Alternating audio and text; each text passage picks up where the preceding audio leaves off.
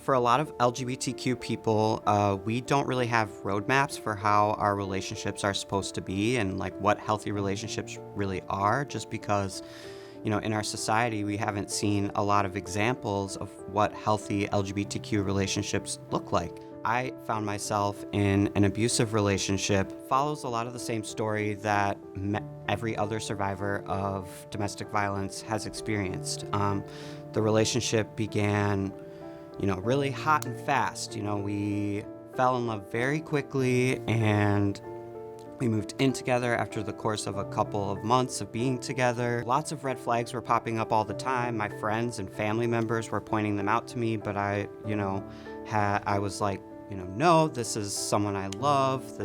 Everything is fine. This is just our relationship.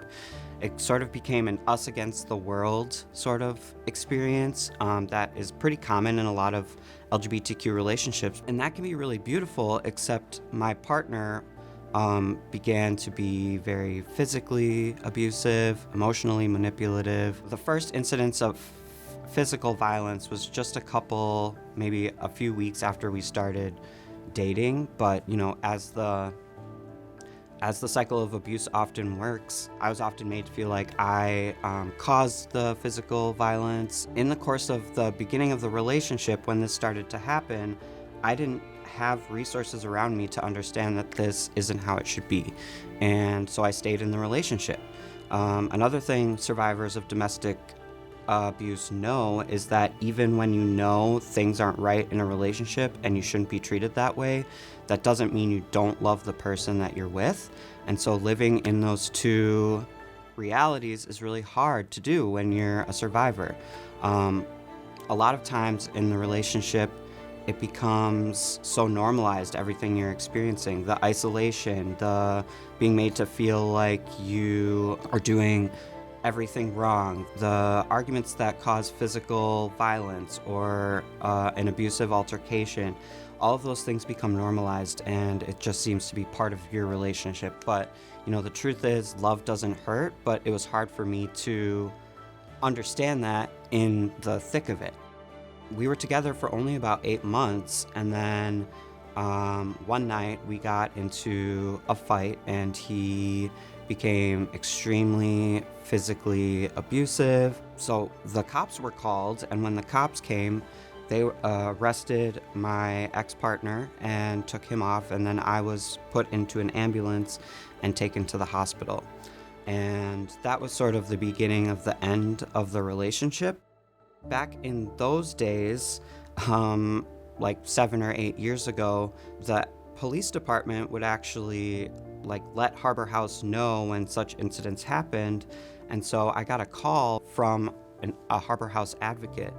And that moment really opened my mind to the idea that I guess I am a victim. I guess maybe this isn't how relationships should be, even if they are LGBTQ relationships. So I was really grateful for that call, because I would have never thought on my own that I could go to Harbor House to get support. I would have never thought on my own that Harbor House would be a place for someone like me. My whole life was wrapped up in this relationship at this point. We were on a lease together. I was emotionally just so overwhelmed all the time. The biggest turning point for me, I think, with my Harbor House experience was meeting the advocate Tracy. Working with Tracy was really amazing, because Tracy told me that she was also part of the LGBTQ community, and that made it so much easier for me to kind of share my experiences with her and better understand the dynamics that were going on in my own relationship. So that was a huge factor in how I was able to move on in my healing journey from all of this.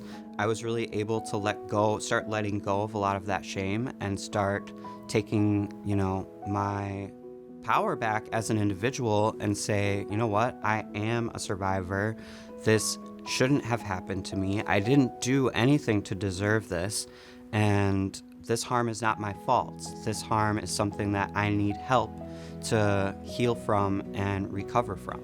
Several years later, The organization Diverse and Resilient, which is Wisconsin's largest LGBTQ nonprofit, created an anti-violence program that was specifically designed to kind of bridge these gaps in services. Thankfully, I was able to apply for that position, and I got the job, and now my work is supporting LGBTQ survivors of violence across the state, and that's, domestic violence, sexual assault, family rejection. So when someone reaches out to me, a survivor reaches out to me through Diverse and Resilient, if they are in need of emergency shelter, my first thought, especially if they're local to the Appleton area, is let's see if Harbor House is going to be a good fit for them. Harbor House provides an emergency shelter for people of all genders, but the community at large still doesn't really know that or understand that. So part of my role is to help explain to survivors that regardless of your gender, regardless of the fact that you're a man, or regardless of the fact that you're non-binary, or regardless of the fact that you're in an LGBTQ relationship, Harbor House is there for you if you need it. Thank you for joining us for Domestic Violence Awareness Month and hearing from survivors living in our community. Domestic abuse affects more than 1 in 7 people and knows no gender, race, or socioeconomic status. By supporting the Harbor House mission, you help us to achieve our vision of a community free of domestic abuse.